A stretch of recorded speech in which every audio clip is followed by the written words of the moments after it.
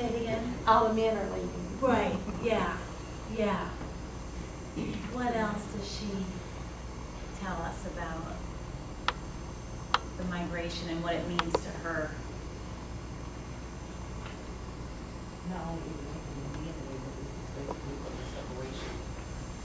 If it's allowing the men to leave, then I guess the women have to stay. Right, okay, yeah. So if you were going to use this in your classroom, how do you think your students would respond to a song like this? Or what would they sort of take away from this? Or how might you use this song in your classroom?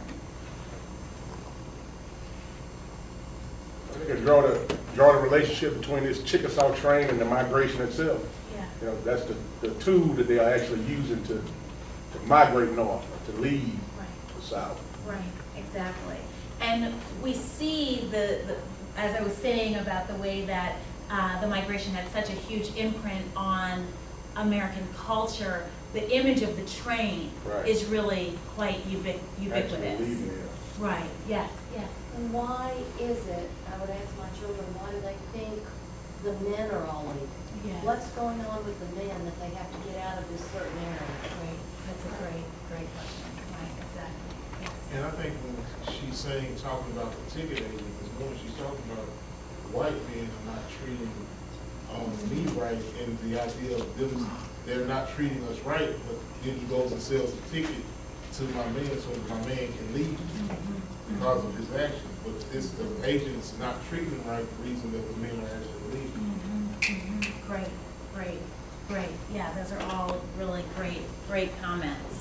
So let's, sort of keeping Memphis Minnie in mind, let's take a look at two poems by two migrants, Langston Hughes, the novelist, poet, and playwright, who would live in Missouri, Kansas, Washington, D.C., and Cleveland before making his home in Harlem.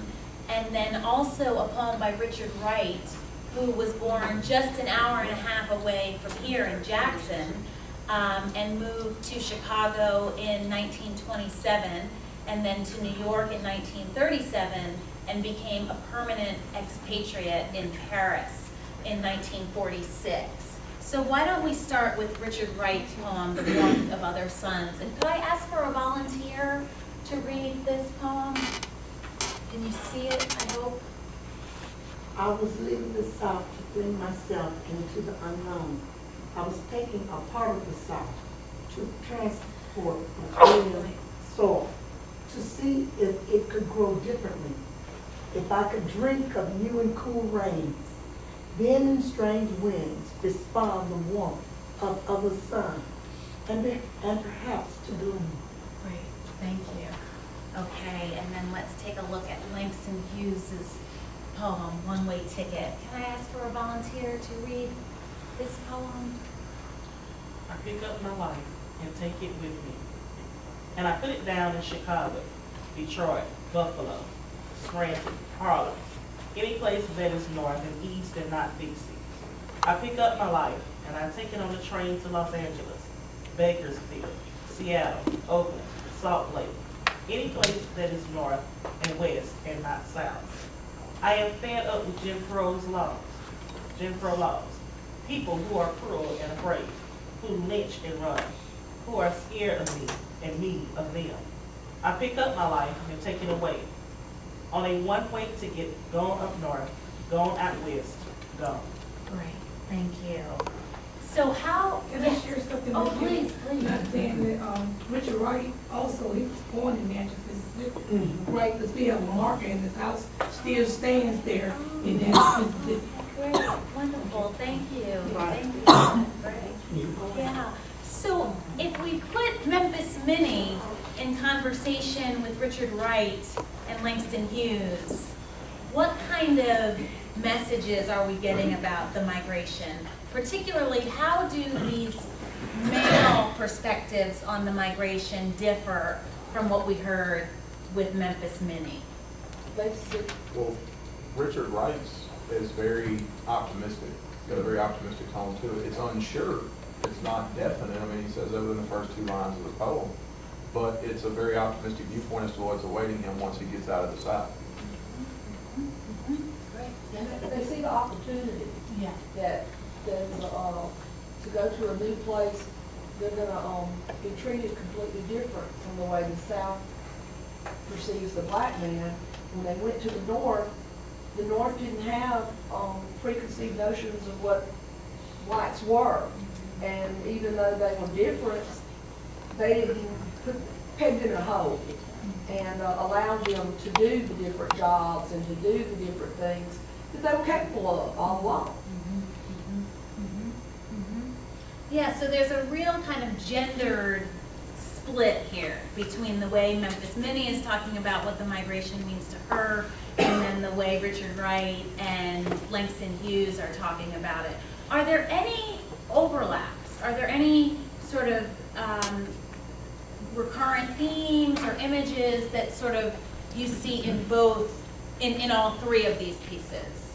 Expectations maybe for better opportunities. Although, you know, they may look at it different. The ultimate goal for both the men and, you know, the opportunities that lie in the north. Right, That they, you know, that it's not in the south. Right, yeah, yeah. Even though Memphis Minnie is kind of sad and Yeah. forlorn about losing her man, she still is sort of signaling that there is more opportunity, that might be why she hates the train so much, because she knows that it's alluring to men to get on the train and to leave. Yeah. Yeah, any other recurrent images or themes? I mean, the thing that's kind of interesting with Memphis Minnie is that she was a migrant herself. So she's singing about the Chickasaw train, but she actually got on it, you know? And for many of the blues women, they were just as mobile as many of the male migrants. So, yeah, great. Okay, well, thank you so much for those comments. This really sort of helps to kind of set up some of the gendered expectations, and also some of the meanings of the migrants to the migrants themselves. So we know that history will provide kind of no easy answers to some of the questions that I want to discuss today. And I'll just quickly say that we're going to talk a little bit about the causes and patterns of black migration. We're going to talk about the potential migrants and how they made decisions about moving and how their movement was organized. We'll talk about how African Americans who were already living in cities like Chicago looked upon and received the migrants.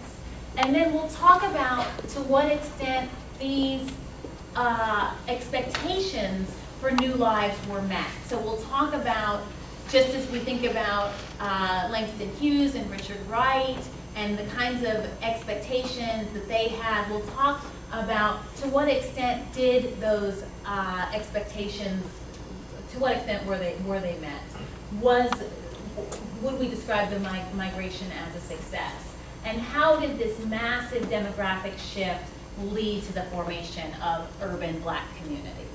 So we know that history provides no easy answers to these questions, but I hope that through our conversations today, and by looking at the experiences of migrants and by listening to them tell their stories in their own words, we can come to a better understanding of whether the migration did meet the migrants' expectations.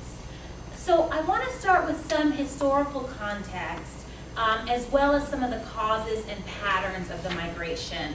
And I think that you guys have covered some of this material in some previous lectures, so I'll try to kind of go through this pretty quickly.